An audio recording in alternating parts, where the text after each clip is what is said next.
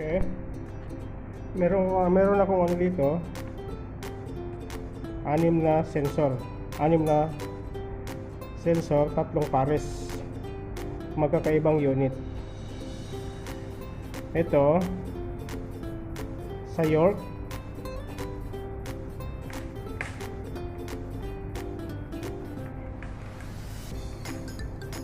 Ito naman LG. Ito LG. Ito naman is Daikin. York, LG, Daikin.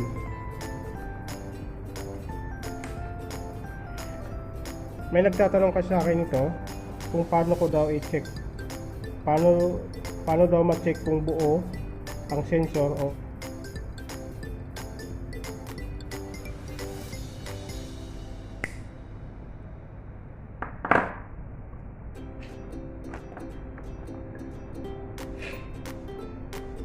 number 1, 2,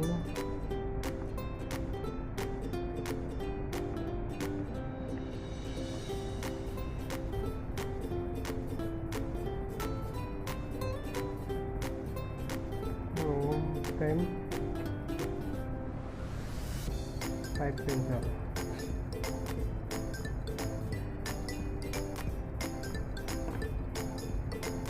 One, two.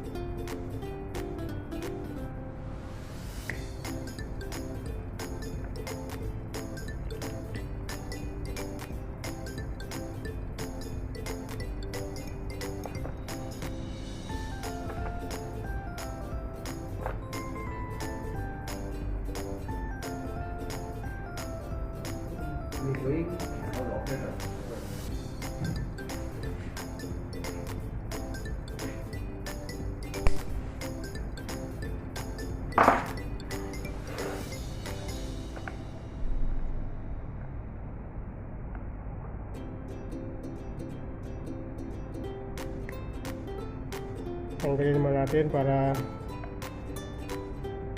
bago kasi ito eh, bagong sensor.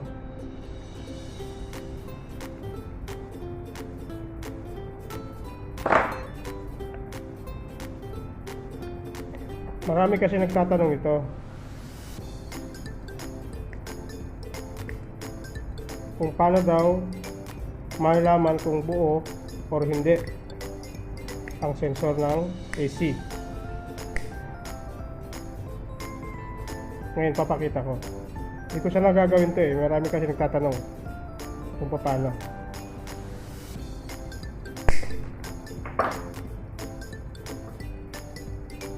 Masyadong madikit.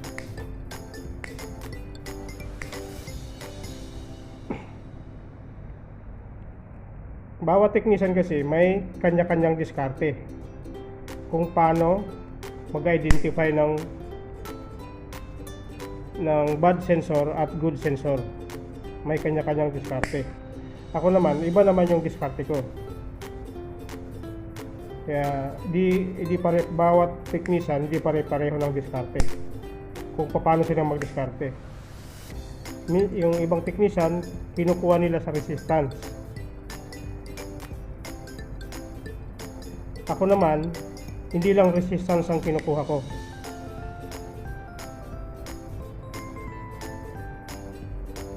Kasi minsan okay ang resistance pero wala na siyang reaction.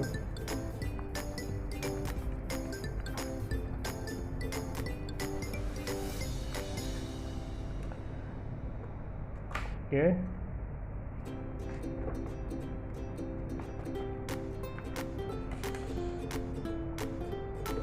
Tanggalin ko kaya dito. Tanggalin ko lang dito para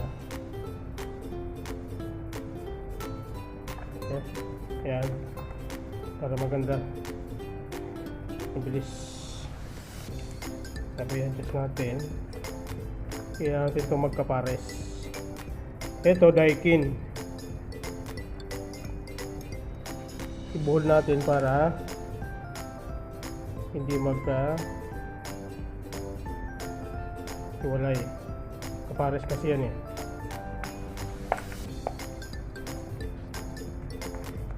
Ito, air sensor. Ito, pipe sensor ng Daikin.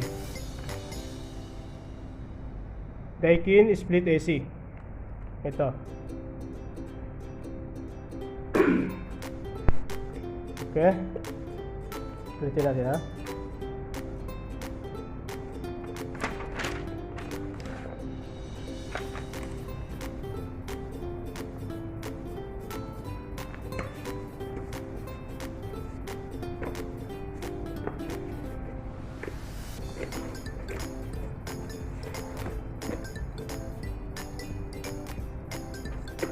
Ito, number 1 Daikin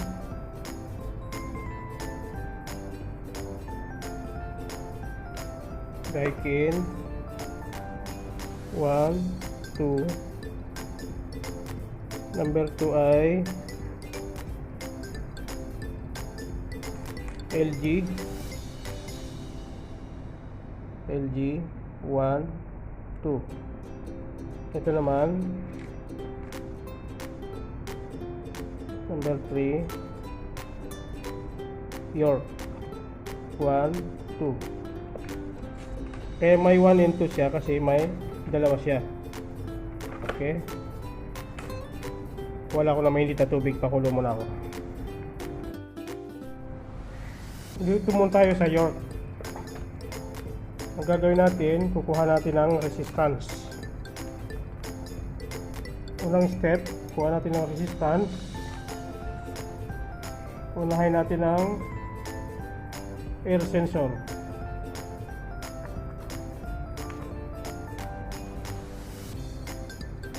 Okay. Mega ohms.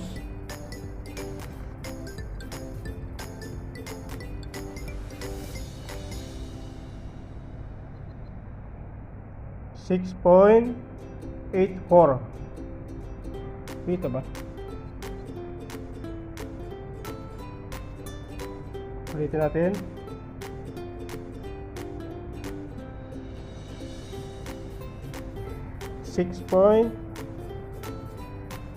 Yan, 6.87 resistance ng air sensor ng York. Ito yung resistance ng York air sensor. 8.87 6.87. Ulitin natin.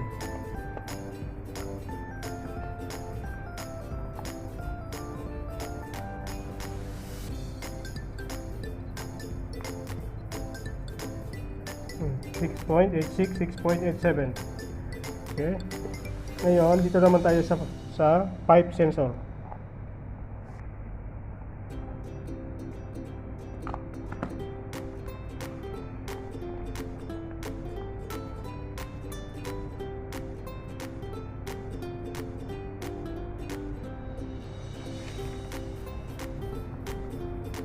Pipe sensor.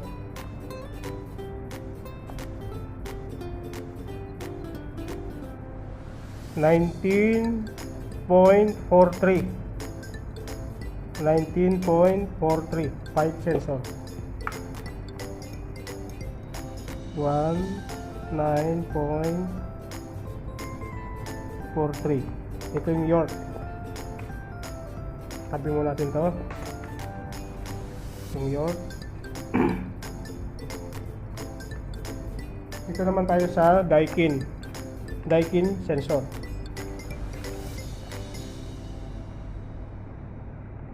Unahin natin tong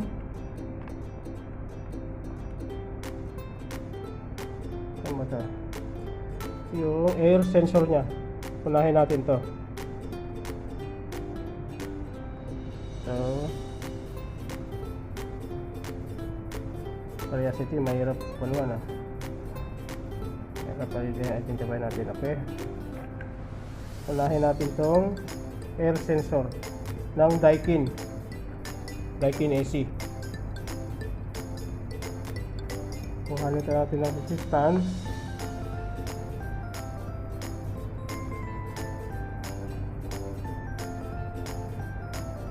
$9.5253 54 bumababa, tumataas. 9.56 na lang kamo. 9.56 9.56. Okay, dito naman tayo sa pipe sensor ng Daikin pa rin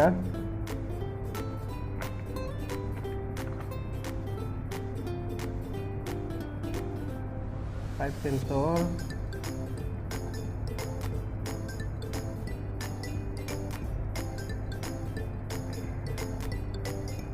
$9.81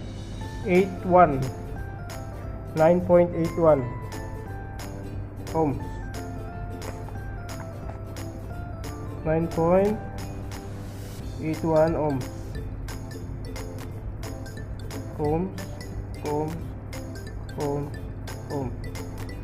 Okay, tapos na tong Daikin. Dito naman tayo sa LG.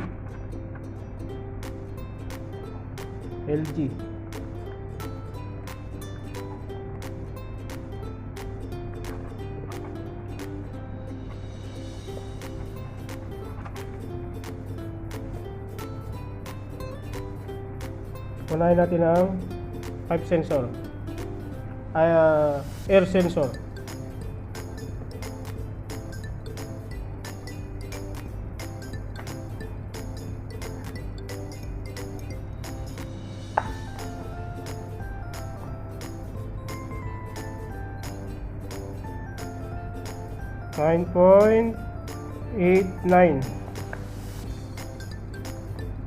$9.89 ohms. Ito naman tayo sa pipe sensor ng LG.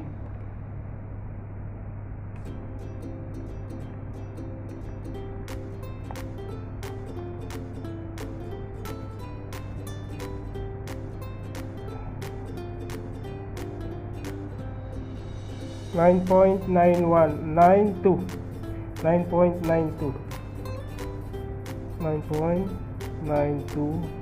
ohms. Okay, ito yung resistance na nakuha natin sa Daikin LG York na AC. Pero ang resistance na to, di pa natin masasabing buo ito kung good ba siya o hindi. Basta ito yung actual na nakuha natin na resistance. Ngayon, sa next step naman tayo. Sunod na step.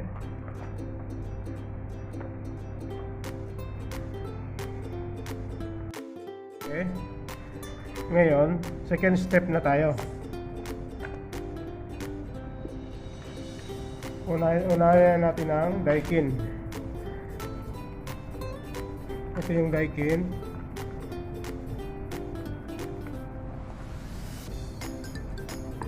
Ang second step natin ay isang mainit na tubig saka isang malamig na tubig. Lagyan natin ng malamig.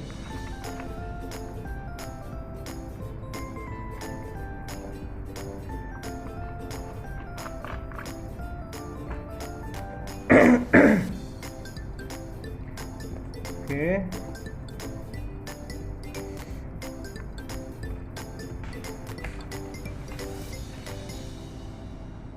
unahin natin ang pipe sensor ng Daikin.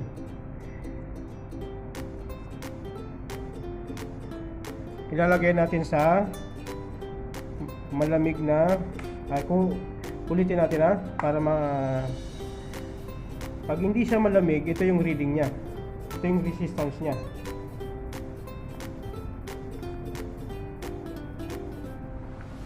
Sana makita.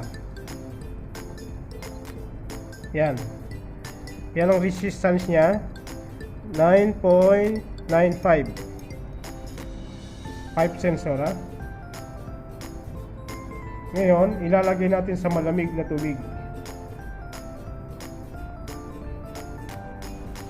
Tapos, titingnan natin ang reading. Resistance reading niya.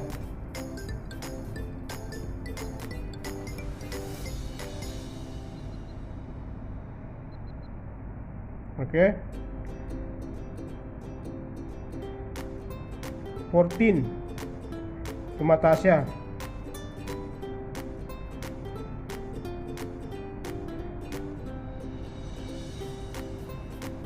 Okay. Ngayon tanggalin ulit natin. 14 yung reading niya. Ngayon tanggalin natin. Punasan natin.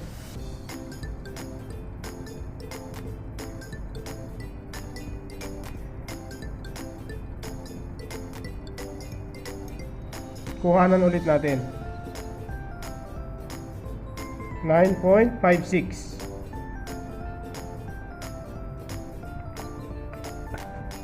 Sulat natin.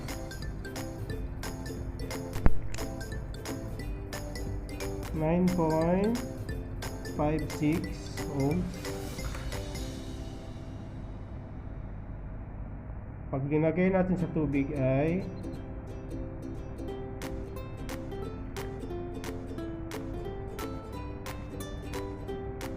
okay, kita nyo nagre-react siya. Umabot siya ng 13 hanggang sa pataas ng pataas siya, tumataas. Okay,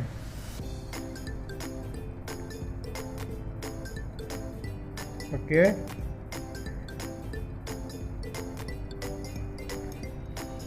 Sa pinagay na lang natin na 13 pag malamig, 13 ohms. 13 ohms.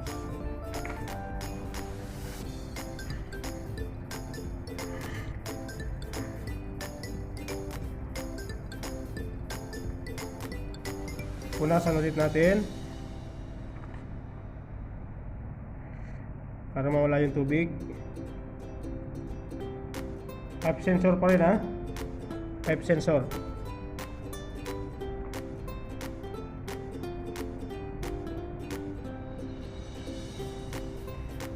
9.7. Ilalagay naman natin sa mainit na tubig. Tingnan nyo ang pagbabago.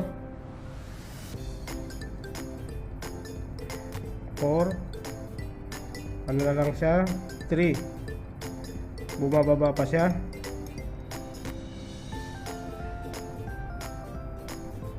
Okay, sabihin na natin na 3 ohms sa mainit na tubig.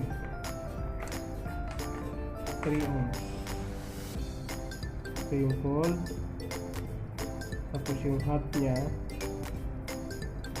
3 ohms. 3 ohms. Okay.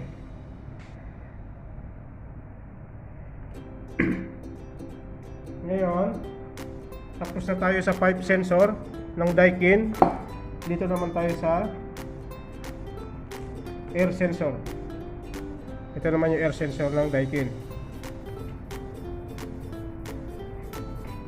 Kuha na natin ang actual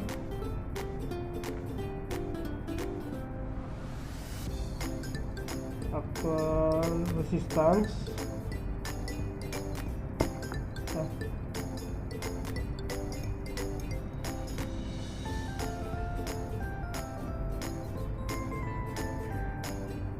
9.76.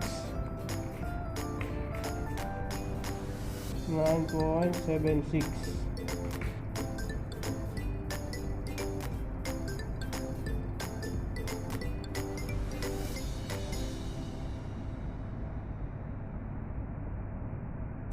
Tapos ilalagay natin sa tubig na malamig. Tapos sukatan natin.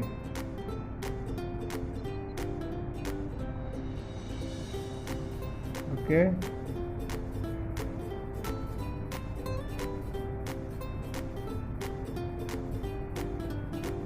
$13.85.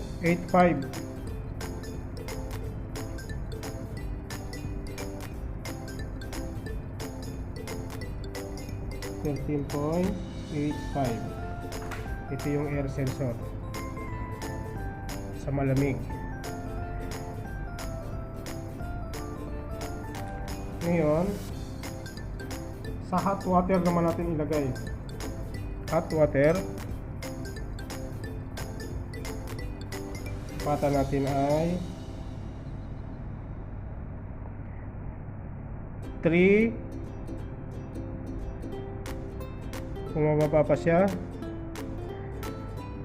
Sa palagay natin 2 ohms na lang. 2 ohms. 2 ohms. Sa hot water niya ay 2 ohms. 2 ohms ng Daikin. Okay, tapos na tayo dito. Mamaya i-explain ko sa iyo. I-explain ko sa inyo kung paano, bakit ganito. Dito naman tayo sa sensor ng York. Ito naman ay para sa York split AC.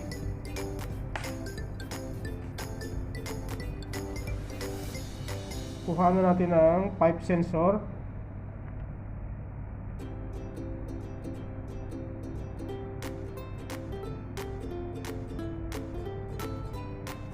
Pipe sensor is 6.78. 6.78. Pag sa malamig, ilagay natin sa malamig.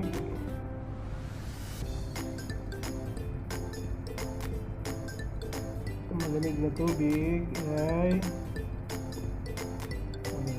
dumudulas.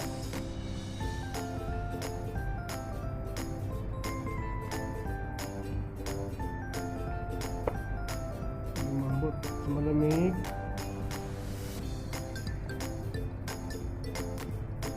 Sa malamig ay 27.40.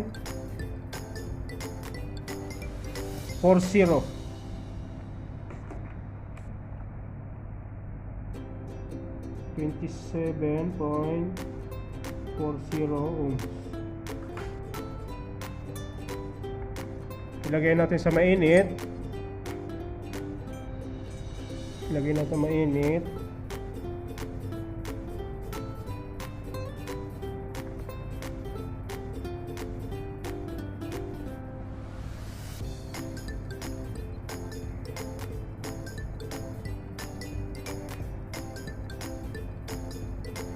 Bumababa pa.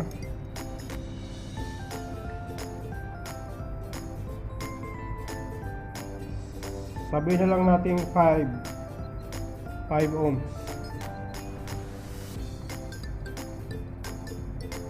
5 ohms.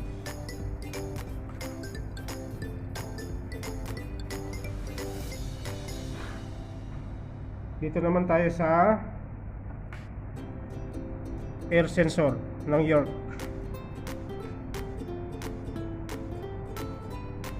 Ang actual muna, tingnan natin.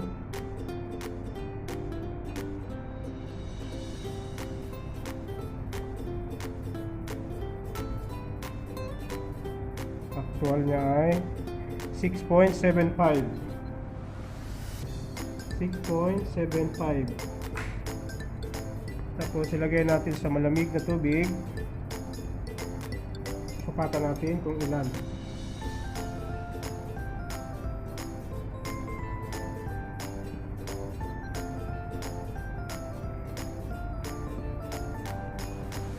$9.57.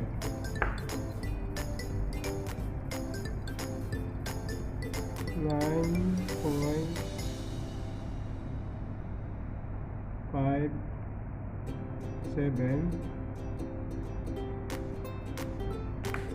Tapos ilagay natin sa mainit na tubig.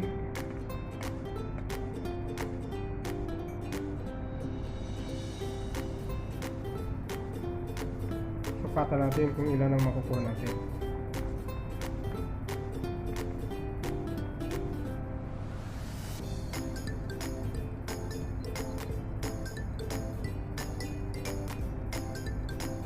.970 1.970. Ito yung hot.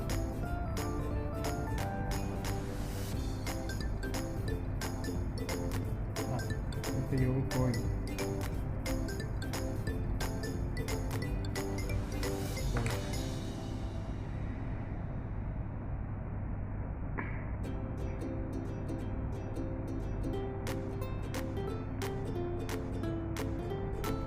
Okay. Tapos na yung dalawa. Plus yung LG sensor. Dito mo tayo sa pipe sensor. Ilagay natin sa malamig na tubig.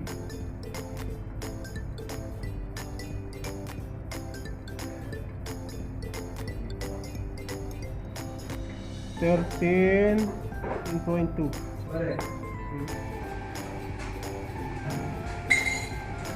okay, sa malamig 3.9.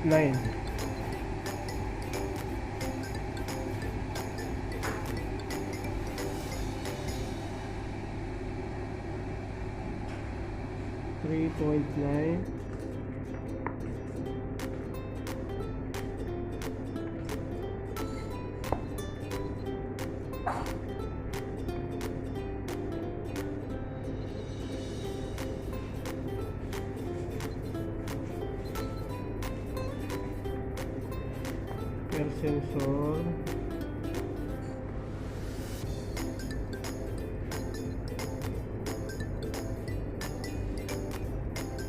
Alip. 13.42.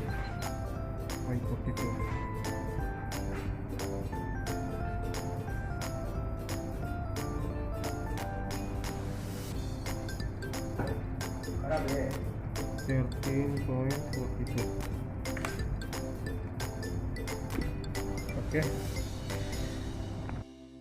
Okay. Sinamarize ko na siya dito. Ito yung mga nakuha natin na actual. Excuse me. Ito yung actual na nakuha natin. Daikin pipe sensor 9.6 ohms. Air sensor 9.76 ohms. LG pipe sensor 11.9 ohms. Air sensor 9.86. Sa York naman, pipe sensor niya is 19.78. Air sensor niya is 6.75. Okay.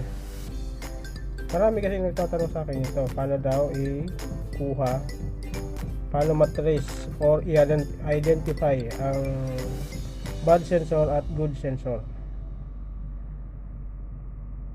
Base sa aking karanasan, ito ang ginagawa ko, dalawang step siya.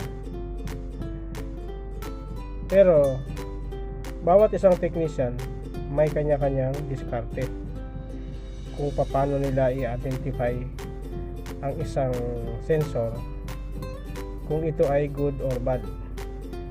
May kanya-kanyang diskarte ng bawat technician. Kaya hindi lahat ng technician ay pare-pareho ng diskarte. Magkakaiba ng diskarte kung paano nila, kung saan sila mas madali na mag-trouble, doon sila. Pero base sa aking karanasan, ito ang mas madali sa akin. Ito ang discarding mas madali. Okay? Ito na yon. Sa pangalawang step natin, ito na siya. Pangalawang step, yung Daikin pipe sensor, linagay natin sa cold water. Ang nakuha nating resistance ay 13.8 ohms. Pagkagaling sa hot water, linagay natin sa hot water, sa mainit na tubig. Ang nakuha natin ay 2 ohms. Ibig sabihin, ang bilis niya mag-react. May reaction kagad siya. Sa LG naman, ang actual natin ay 11.9 ng pipe sensor. Ang nakuha natin nung linagay natin sa cold ay 13.42 sa cold water. Tapos nung linagay natin sa hot water, nag-reading siya ng 3 ohms. Okay, dito naman tayo sa York. Sa actual na reading ng pipe sensor ng York ay 19.78. Nung nilagay natin sa cold water, 7.6 ohms. Nung nilagay natin sa hot water, naging 1.97 ohms na lang siya. Yung sa York. Ganun siya nag-react yung sensor nung nilagay natin sa hot water. Okay. Dito naman tayo pupunta sa air sensor. Tapos na tayo sa pipe sensor. Sa air sensor naman tayo. Yung air sensor lang nakuha natin ng Daikin 9.76. Nung linagay natin sa cold water, nakakuha siya ng 13.85. Sa hot water, 2 ohms. Sa LG, 11.9 yung sa LG 9.86. LG sa cold water ay 13.2 ohms. Sa hot is 3.9 ohms. Sa York naman, sa air sensor ay 6.75. Sa cold water sa linagay ay 9.52. Sa hot water is 1.970. Ganun sila kabibilis mag-react. So, ibig sabihin, itong mga reaction ng isang sensor, ibig sabihin ay buo siya. Ang bad sensor, wala kasi akong bad sensor dito eh. Puro lahat to buo. Mga bago. Ang bad sensor, halimbawa, ang nakuha mo ay 11.9 pag bad sensor. 11.9. Kung isipin mo ay buo siya. Buo. Ngayon, pag linagay mo siya sa cold water o kaya hot water, hindi siya magre-react ng ganun kabilis. Minsan points lang. Halimbawa 11.9 yung sa LG ng bad sensor. Pag linagay mo sa cold water ay magiging 12 lang siya. Hindi siya magre-react ng sobrang taas. Pag linagay mo naman sa hot water, hindi siya aabot ng 3 ohms. Maaring mga 10 or 11 lang din siya. Ibig sabihin nun, ang sensor mo ay bad sensor na, kasi hindi na siya nagre-react. Once na di mag-react ang sensor, pag umandar ang unit, magma-malfunction siya, magkakaroon siya ng alarm ang isang unit. Kaya nag-alarm ang unit, ibig sabihin meron siyang nadidetect. Ganun lang yun. Pag may na-detect siya, automatic mag-alarm siya. Kaya doon na yung papasok yung troubleshooting. Kaya palagi ko sinasabi, troubleshooting is the best key para masagot ang iyong lahat ng katanungan. Marami kasi nagtatanong sa akin ito kung paano daw ikuha, kung paano kunin. Hindi ko siya nang gagawin to, pero marami kasi nagtatanong. Sa mga veterano, alam na nila to. May kanya-kanya na silang diskarte kung paano. Sa mga baguhan, pwede to. Pwede nyong i-compare yung good sa bad. Okay? Yun lang po. Yun lang ito yung na-reading natin. Medyo magulo dito kaya inayos ko na lang dito para mag-gets natin ng maayos. Okay, ulitin natin. Pipe sensor 9.6 ng Daikin. Nung nilagay natin sa cold water, yung 9.6 naging 13.85. Yung 13.85 nilagay natin sa hot water, naging 2 ohms na lang. Ibig sabihin, ganun sa kabilis mag-react.